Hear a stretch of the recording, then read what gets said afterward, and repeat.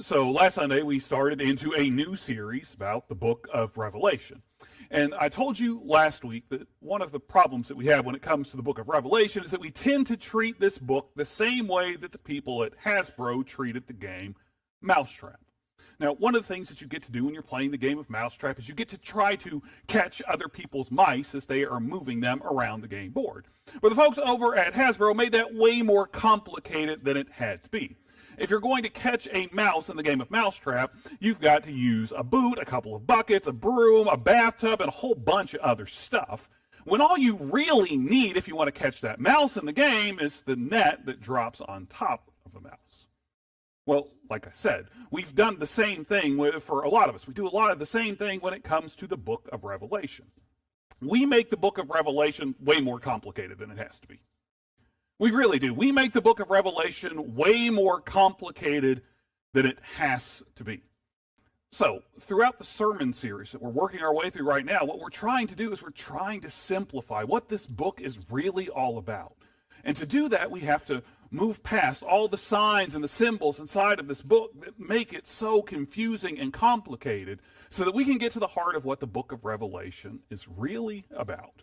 And at its heart, the book of Revelation is a message that Jesus has for his followers. That's what the book is really all about. It's a message that Jesus has for his followers. It's something that Jesus wants us to hear, and it's also something that we as his followers need to hear. This is why followers of Jesus, this is why the church has been reading the book of Revelation for almost 2,000 years now. We keep coming back and reading and rereading this book because we need to hear the message that Jesus has for us. And that's because the book of Revelation gives us a promise for the future, not a prediction about the future. It's why we keep returning to the book, because it gives us a promise for the future, not a prediction about the future. So what I want us to do today is I want us to dig deeper into the promise that Jesus makes for his followers in the book of Revelation. And today, to help us do that, we're going to be taking a closer look at three scenes that play out in Revelation chapter 12. So if you've got a Bible close by or a Bible app on your phone, I'd encourage you to go ahead and open it to Revelation chapter 12 so that you can follow along as each of these scenes play out. And we're going to start reading in chapter 12, verse 1. Here's what John writes. John writes, "Then a great sign appeared in heaven. A woman clothed with the sun, with the moon under her feet and a crown of 12 stars on her head. She was pregnant, and she cried out because she was in labor and pain from giving birth."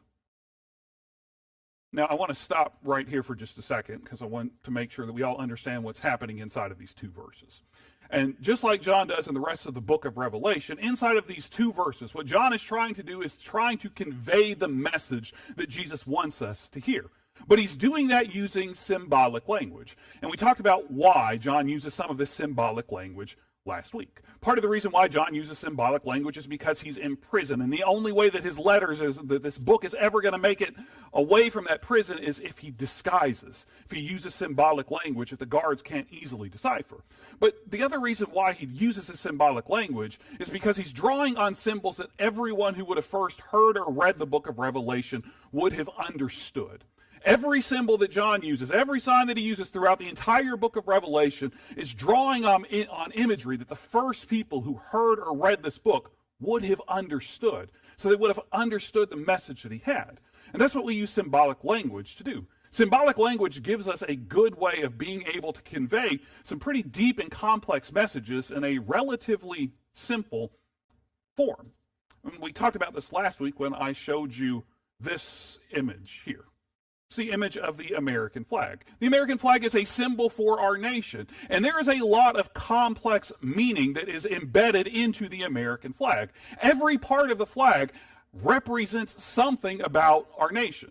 The 50 stars and the 13 stripes and the red, white, and blue, they are all symbols. They all tell us something about our nation. But here's the thing. Even if you don't know what any of those things mean, even if you don't know what any of those things mean at all, you still understand that that symbol represents the United States of America. This is what John's trying to do. when he's conveying his message in the book of Revelation. He's trying to use symbols that people were familiar with to convey deeper meaning to them. So here in the first two verses of Revelation chapter 12, the first image that John uses here is the image of a woman who is in labor. And this is actually a pretty common image that you find throughout the Old Testament as a way of symbolizing the people of God. So right at the beginning of Revelation chapter 12, John wants us to understand that the message that Jesus has for his people to hear is also a message that is about God's people. All right, so that's the first thing we need to understand this message. The message that we have in Revelation 12 is a message for God's people that is about God's people. But there's way more to this message than just that. So let's pick back up in Revelation 12, verse 3, and let's see what happens next. That's what it says. It says, "Then another sign appeared in heaven. It was a great fiery red dragon with 7 heads and 10 horns and 7 royal crowns on his heads. His tail swept down 1/3 of heaven's stars and threw them to the earth." All right, so the first thing that John tells us about in this passage is he tells us about this pregnant woman, this woman in labor who represents God's people. Then the next symbol that John uses here is this image of this pretty terrifying sounding dragon. He tells us about this dragon that has a whole bunch of different heads, a whole bunch of horns, a whole bunch of crowns. And then John tells us just how big and powerful this dragon is. He tells us that the dragon is able to wipe away, to knock down 1/3 of the stars in the heavens just by swishing its tail. So this is a big, nasty, scary dragon. John wants us to understand that about this dragon, and this dragon has to be this big, nasty, scary dragon, because in the book of Revelation, the dragon symbolizes the worst of evil. The dragon is a symbol of the devil inside of the book of Revelation. So in these first couple of verses, what we're hearing is Jesus has a message for his people that is about his people that has something to do with this fiery red dragon, with the devil in this passage. So let's keep reading a little bit more, and let's see what else happens inside of this passage. So we continue reading. We're told this: "The dragon stood in front of the woman who was about to give birth, so that when she gave birth, he might devour her child." Can you picture this scene in your mind? Because it's a pretty scary scene when you stop and you think about it. You have this dragon with 7 heads and its 14 beady little eyes looking down at this woman who is in labor. You can almost see the smoke billowing out of his nostrils as this dragon is waiting for this woman to give birth while she is writhing in the agony that accompanies childbirth. You can almost see the dragon's sharp, nasty yellow teeth in its mouth as he is waiting to destroy this woman as soon as he possibly can. So this whole image that's playing out here is a pretty scary image. It's a pretty ominous image. It's not the kind of dragon that you read about inside of fairy tales. This is the kind of image playing out here that it would make you shudder if you saw it in a scene from one of the Lord of the Rings movies or in an episode of Game of Thrones. This whole thing is terrifying because you know what's about to happen next. Just from reading the passages that we've read up to this point, you can tell that this dragon is waiting to strike. And this dragon is such a big and powerful dragon. If this dragon could wipe out 1/3 of the stars from the sky just by swishing its tail, then it can certainly destroy this woman. And it only gets scarier and more ominous when you remember what the woman and the dragon in this passage symbolize. Remember, the woman symbolizes us as God's followers. The dragon symbolizes the devil inside of this. So when you stop at this point in chapter 12, it almost feels like the message that Jesus has for his church is, the devil is breathing down your neck, and he's going to destroy you. And there's absolutely nothing that you can do about it, so you're doomed. And that's something that the first people that John wrote the book of Revelation to, the first people who would have heard or read the book of Revelation, that's exactly how they would have felt about the world that they were living in. They would have felt like there was this big old dragon breathing down their neck that was about to destroy them, and there was absolutely nothing that they could do to stop it. So the first people that John was writing the book of Revelation to and for, they would have felt like they were doomed. Now let's take a minute, let's talk about what was happening in the world when John wrote the book of Revelation that would have made followers of Jesus feel that way. And just to be honest with you here, there is some debate about when exactly the book of Revelation was written. But just about every biblical scholar out there agrees that the book of Revelation was written somewhere between 65 AD and 95 AD. Some point during that 30-year period of time. But there is no debating the fact that during that 30-year period of time from 65 AD to 95 AD, that things were going extraordinarily well in the Roman Empire. That 30-year period of time was part of the Pax Romana, the Roman peace, the golden era for the Roman Empire. During this point in time, the Roman Empire stretched from the British Isles up in the north, all the way down to the African deserts in the south. It stretched from the Atlantic Ocean in the west over to the Euphrates River in the east. So for people that were living in the Roman Empire during that 30-year period of time, it would have felt like Rome was the entire world. And that's exactly how Rome liked it. And they were willing to do whatever it took to keep things that way. So the Roman Empire had a massive, extremely well-trained army that they used not only to protect their borders, but also to expand their territory. But the Romans weren't just concerned with conquering more land. They also wanted to make sure that they conquered the hearts of everyone that was living inside of the Roman Empire. They wanted everyone living in the Roman Empire to think and act like a good Roman.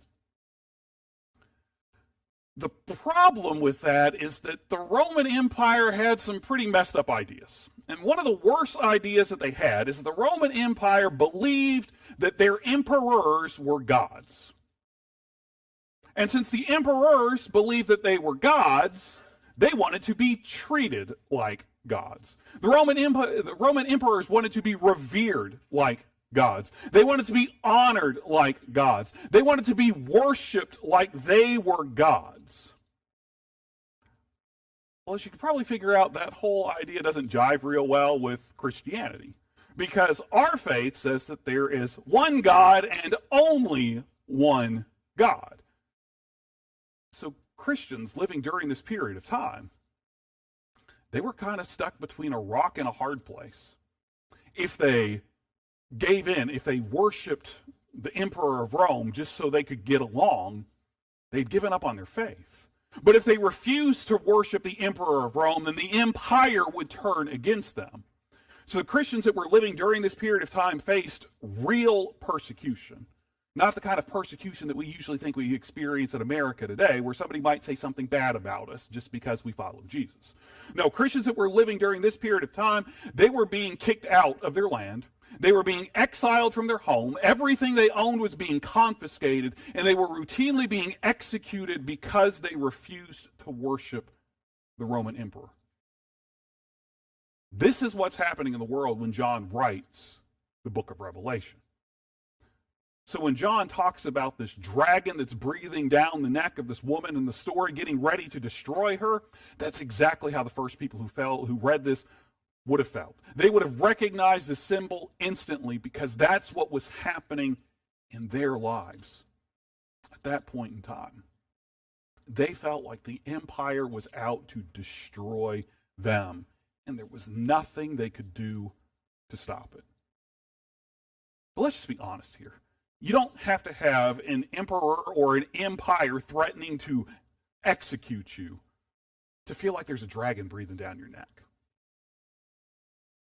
There are plenty of situations that all of us face every day of our lives that leave us feeling anxious, that leave us feeling afraid, that can make us feel like we've got this big dragon lurking right behind us. You may be going through some of that stuff right now in your life. You may have a medical diagnosis right now that makes you wonder if your body is betraying you. You may have something that's going on in your marriage right now going through a tough spot, and you wonder if your relationship is going to be able to survive what you're experiencing. Right now, you may have issues that are going on with your kids and the decisions that they are making, whether your kids are full-grown adults or whether they are still inside of your house. But you're wondering about the decisions that they're making and if these decisions are taking them down the wrong path. You may have issues going on with your finances right now, where right now it feels like you're just barely keeping your head above water, and if one emergency situation pops up, you may go under for good. And when you find yourself in these kind of situations, it's easy to feel anxious. It's easy to feel afraid. It's easy to feel like there's this dragon breathing down your neck that is just waiting to destroy you.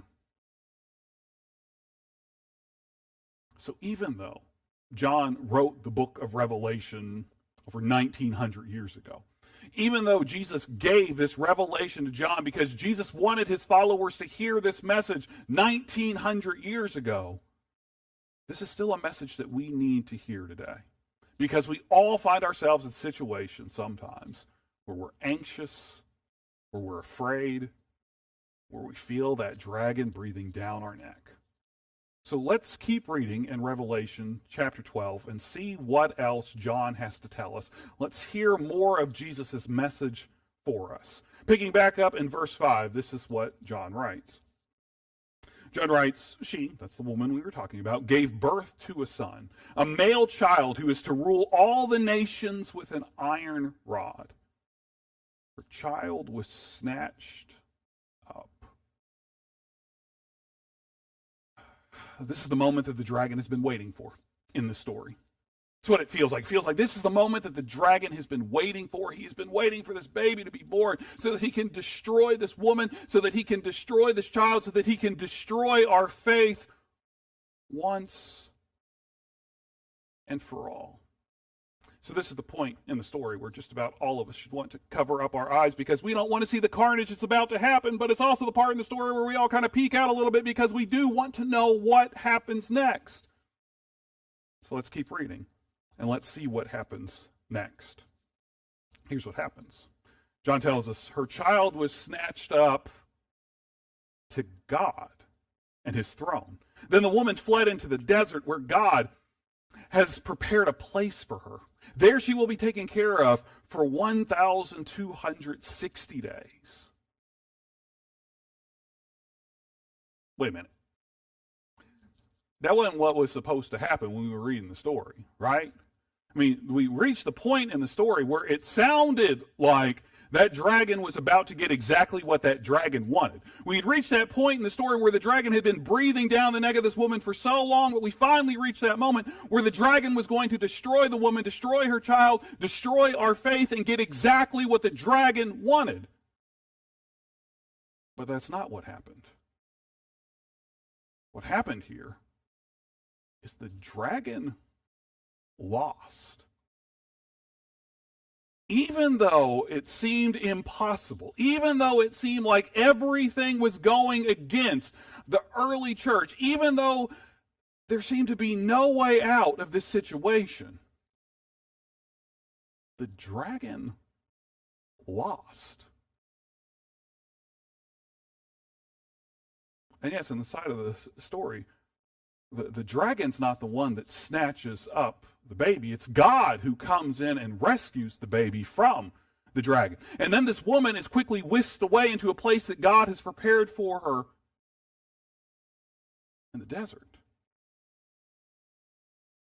So all of the symbolism that we read about in these first 6 verses in Revelation chapter 12, John's using all of this to convey a message to us. And this is the message that John is conveying to us. This is the message that Jesus wants us as his followers to hear. Even when things look their worst, God is still in charge. This is the message that John is conveying to us through this story about the dragon and the woman and the child. Even when things look their worst, God is still in charge. And just in case you didn't get the message the first time in this first scene that plays out in Revelation chapter 12, John's going to give us basically the exact same message again in the next scene that plays out in Revelation 12. So let's pick back up in verse 7 and let's see what happens next. Starting at the beginning of verse 7, John writes, "Then there was a war in heaven. Michael and his angels fought the dragon. The dragon and his angels fought back, but they did not prevail. And there was no longer any place for them in heaven. So the great dragon was thrown down. The old snake, who is called the devil and Satan, the deceiver of the whole world, was thrown down to the earth, and his angels were thrown down with him." So in this section, after the dragon has tried to destroy the woman, after the devil has tried to destroy our faith and failed, John tells us what happens next. And what does John tell us? He tells us that the dragon did not prevail. The dragon lost again. So again, even though we find ourselves in this situation where it feels like all hope is lost, that there is nothing that we can do to spare ourselves, even when things seem their worst, God is still in charge. And just in case you didn't get the message, the first two times in the book of Revelation chapter 12, John's going to give us basically the same message all over again in the third scene that plays out in Revelation 12. So this time, picking back up in verse 13, this is what John writes. John writes, "When the dragon saw that he had been thrown down to the earth, he chased the woman who had given birth to the male child. But the woman was given the two wings of the great eagle so that she could fly to her place in the desert. There she would be taken care of out of the snake's reach for a time and times and half a time. Then from his mouth, the mouth of the dragon, the mouth of the snake, poured a river of water after the woman so that the river would sweep her away. But the earth helped the woman. The earth opened its mouth and swallowed the river that the dragon poured out of his mouth." All right, so let's recap here. After the dragon tries to destroy the woman for the first time and is defeated, after the dragon goes into the heavens and tries to wage a war up there and is defeated, the dragon comes back down to earth. And the dragon is back after the woman in this passage again. And remember, the woman represents us as followers of Jesus, God's people. All right, so once again, we find ourselves in a situation where it seems like this dragon is breathing down this woman's neck, and he is once again going to be able to capture her and destroy her and fulfill his purposes. But once again, that's not what happens. All right, so in this passage, we're told that the dragon is chasing after the woman, that when he opens up his mouth, unlike in the fairy tales, this dragon doesn't breathe fire, this dragon breathes water, and it releases this torrent of water that is like a river that is out to get this woman. And it seems like this water is going to sweep the woman away forever. But once again, God steps in, and God rescues this woman. So once again, for the third time in chapter 12, the dragon loses and God wins. And there's an important reason why John tells us this three times. First, we can be a little dense as people sometimes, and we don't always get the message for the first time someone tells us something, right? So John repeats the message three times so that we get it, but remember, John is also writing using symbolic language, and the number 3 is an important symbol. The number 3 represents perfection. Think about the Father, the Son, the Holy Spirit. It represents perfection. So this is a perfect, complete, and total defeat of the devil, of the dragon inside of this passage. So John is trying to convey to us the message that Jesus wants us to hear. What Jesus wants us to know is that God always wins. No matter how bad things may look for you, God always wins. No matter how big the enemy is that's standing before you, God always wins. No matter how much fear or anxiety or uncertainty you are facing in your life right now, God always wins. And God did win back in the first century, when the Roman Empire was threatening to destroy the entire church and wipe our faith off of the face of the earth for good. God won. The church was not destroyed. And just a few centuries later, the same Roman Empire that had once tried to destroy our faith completely embraced our faith totally. And Christianity became the official religion of the Roman Empire. So the message that Jesus had for his followers here, telling them that this dragon will not defeat you no matter how dire the circumstances may seem, it was absolutely true. Because God always wins. And I believe that God will win in whatever situations you're facing in your life too. This is the promise that Jesus makes to us all about our future. But it's not a prediction about what the future holds. So I can't predict to you how God is going to win in whatever situations and circumstances you're facing in your life. I can't predict for you how God is going to win when it comes to that health issue that you're facing that's making you feel like your body is betraying you. I can't tell you, I can't predict for you how God is going to win when it comes to the struggles that you're having in your marriage right now. I can't predict for you how things are going to turn out with the decisions that your kids are making and if they're leading them down the wrong path. I can't predict for you how things are going to go, how they're going to turn out for you when it comes to your finances. But I can cling to the promise that Jesus made in the book of Revelation for us all. And that promise is that no matter what we're facing, no matter how big that dragon is breathing down our neck, that God will always win. And next week, we're going to start digging a little bit deeper and talking a little bit more about what that should mean for us. What this knowledge that God always wins should mean for us and the way that we live out our lives. But today, realize the first part of that message that Jesus wants you as his followers to hear is that no matter what you're facing, no matter how dire the odds and circumstances, God will always win. Let's pray together. God, as we come to you now in this time of prayer, you know that we all have these times in our lives where it feels like a dragon is breathing down our neck. We all face situations that leave us feeling anxious and afraid and like there is no way out. So God, you know that there are times that we all need to hear the same promise that Jesus conveyed to John in the book of Revelation. That we need this promise that no matter how challenging the situations we face, that you are still in charge. You are still in control. You are still at work.